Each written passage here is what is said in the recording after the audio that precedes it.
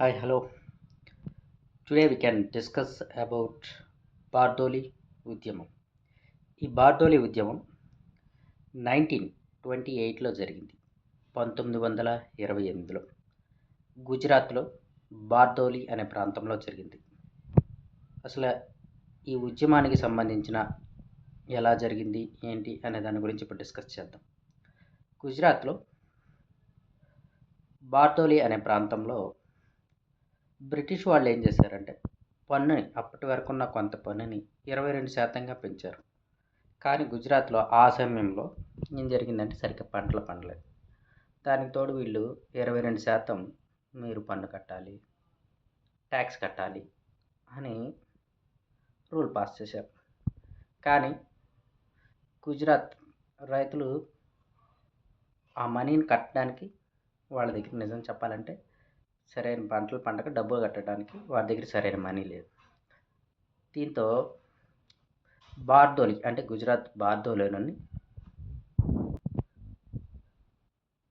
పట్టీదార్ యువక్ మండలి సభ్యులు కళ్యాణ్జీ మెహతా, కున్వర్జీ మెహతా ఈ బార్దోలి ఉద్యమాన్ని మొదలుపెట్టారు.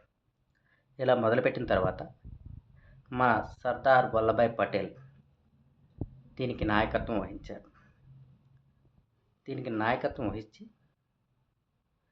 నో ట్యాక్సైజేషన్ వితౌట్ రిప్రజెంటేషన్ అనే అమెరికా స్వతంత్ర పోరాటంలో వాడిన ఒక ట్యాగ్ లైన్ వాడారు. దీంతో సర్దార్ వల్లభాయ్ పటేల్ అక్కడ ఈ ఉద్యమం చేపట్టిన తర్వాత నేతృత్వం వహించిన తర్వాత ఈ ఉద్యమానికి బార్దోలి ఉద్యమానికి బ్రిటిష్ వాళ్ళు ఒక కమిటీని వేశారు. ఆ కమిటీ పేరు వచ్చి మ్యాక్స్వెల్ బ్రూమ్ఫీల్డ్. ఈ కమిటీ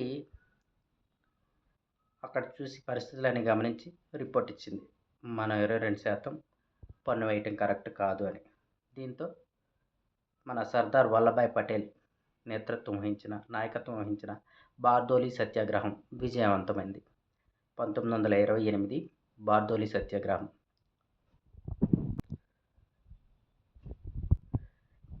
ఈ ఉద్యమం విజయవంతం అవడంతో బార్దోలిలోని మహిళలు వల్లభాయ్ పటేల్ గారికి సర్దార్ అనే బిరుదు ఇచ్చారు.